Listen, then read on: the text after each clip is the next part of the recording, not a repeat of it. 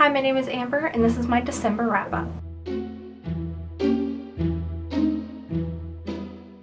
So the year is almost up, we are almost to the end, and I cannot believe this year is over already. But this month I was lucky enough to complete my goal on Goodreads. My goal was 100 books and I just hit 100 books. I could have probably squeezed in one more book this month, but I had family in town and so much going on that it was just easier for me to stop at 100 and just kind of let these last few days of the year go. The first book that I picked up this month was Legendary by Stephanie Garber. This is the sequel to Caraval, and I loved this. I do have a spoiler-free review of Caraval up that I will leave it linked down below. I loved that first book, and when the second one came out I was extremely excited to get to it, but I had to put it off to the side for a little while, and I finally picked it up this month and I loved this. I think I loved this even more than I did the first one, just based around the fact that I really enjoyed following these characters more. I enjoyed character a lot more than I did Scarlet in the first book, and I just loved her relationship with the characters and watching all of that. It had some slow moments that were a little bit dragging, but overall I did really enjoy the story. I loved this so much.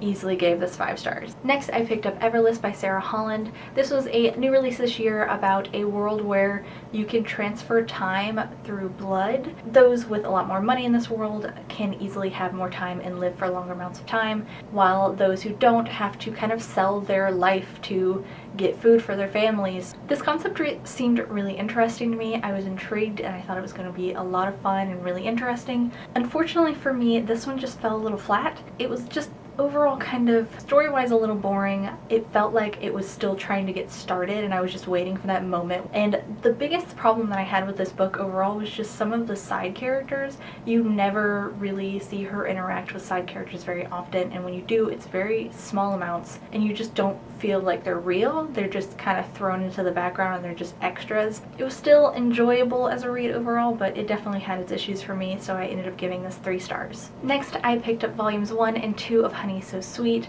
This is a manga that is based around a character who, when she was younger, decided to help another student out when she saw him just sitting on the side of the road seeming beat up and just down, and in the future he ends up falling in love with her and tells her this, and it's just chaos and craziness, and it's adorable and sweet, and I really love the art in this. I gave both volumes 5 stars.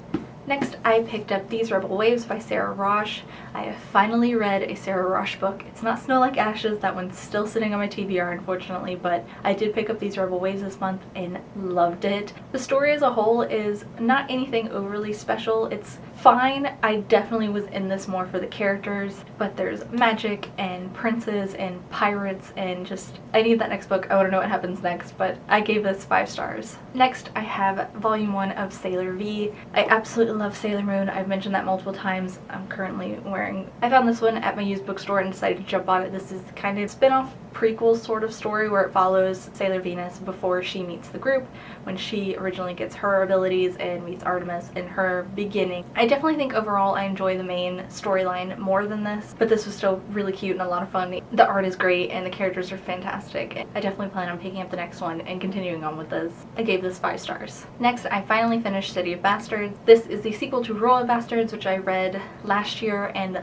loved, but this sequel unfortunately just, I don't know, it was really disappointing. It felt really slow. Specifically the first like 85% of the story just felt so slow and so just not necessary. The characters didn't feel like the characters, which I get, they've been through a lot from the first book, but it just felt off and weird. It wasn't until that last like 15% that I really started to enjoy the book, and I still want to continue on with the next book in the series and see what happens next and where these characters go, and hope that the third one is a lot better than this one was, but this one overall was just not what I was expecting, and I ended up giving it 3 stars.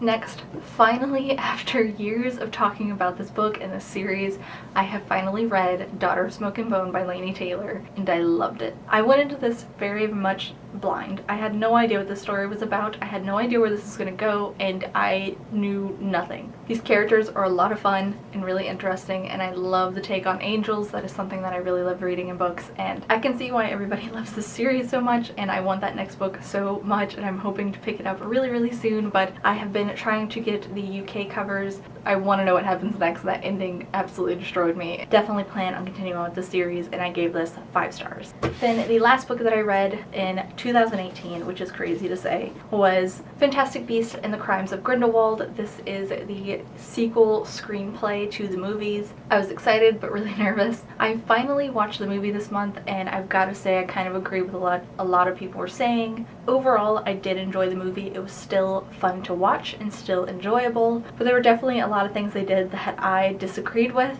especially some of the ending reveals. I am hoping with all of my heart that they change that maybe in the 3rd one. So when it came to the screenplay, I was hoping it would kind of give me another insight into it and be a way for me to rewatch the movie in a way and see these characters and see the plots slightly differently, and I'm still iffy on how they did things. Still really enjoyable. This has absolutely stunning illustrations in it, and I'm just happy to have it because it's gorgeous. But I ended up giving this 4 stars. So those are all the books that I read in the month of December. Let me know your last read that you read in 2018 down below. I hope you enjoyed this video, and I'll see you guys next time.